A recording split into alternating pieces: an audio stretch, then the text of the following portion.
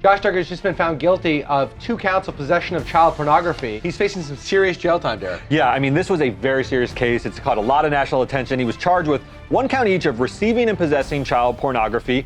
Some of the images, Jason, were apparently, prosecutors said, were minors below the age of 12. And including even toddlers. So this is just absolutely beyond the pale, disgusting stuff. And he was convicted. This is not all that surprising. When you see child pornography cases, they are filled with emotion. People want to convict these people, and oftentimes these prosecutions can be a little bit lazier even. The burden doesn't seem quite as high when you have someone who's so contemptible. He apparently had tried to convince the jury the images were not his, they were put on his computer, he doesn't know the source, the jury wasn't buying it. They convicted him after a very short deliberation. He faces up to 20 years in prison and a $250,000 fine on each of the 2 counts. So potentially 40 years in prison. They're 2 separate counts, probably not going to be served consecutively. Look, that's a big question. Look, judges are apt to throw the book at child pornographers. This is considered one of the most heinous crimes short of murder, I guess. Given the age of the victims, and given the age of the images of the victims seen in some of these images, you can expect a very stiff sentence. Now, what Jason's referring to is 20 years on each count can be served either concurrently, meaning they overlap and you just serve one 20-year sentence,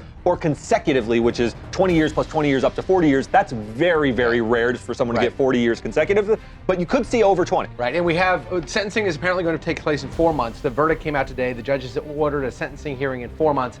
At which point we'll know how long the sentence is going to be. And in the meantime, he has now been taken into federal custody, and he's going to be doing time in a federal prison for the next 4 months awaiting sentencing, and then we'll see how much longer from there. That's exactly right. I mean, this is different than he's been on house arrest. So, he was able to get out on some sort of bail where he's not been serving time, but he's not going to get the benefit of time served during the trial. So sometimes you'll get an offset of what you've served during the trial in sentencing. He's not going to get the benefit of that in all likelihood.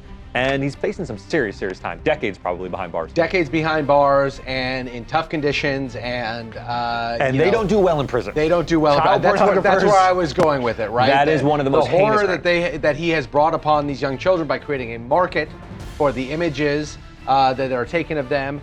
Are now going to be revisited on him in prison. We've heard stories about Jared Fogle. You remember Jared Fogle someone took a cheap shot and punched him in the jaw just because of the crimes they thought he committed. We have heard from the Duggar's attorneys that they plan to appeal. We hear that all the time, right? Listen, I mean, they may file the notice of appeal, but they're going to have to find grounds that something happened that is appealable during the trial to actually win. They may do it just to take a flyer on it because he's facing so many years behind prison. But the idea of a successful appeal here, I'll have to see some evidence. We hear appeals all the time. The number of criminal convictions that are overturned on appeal are very, very small.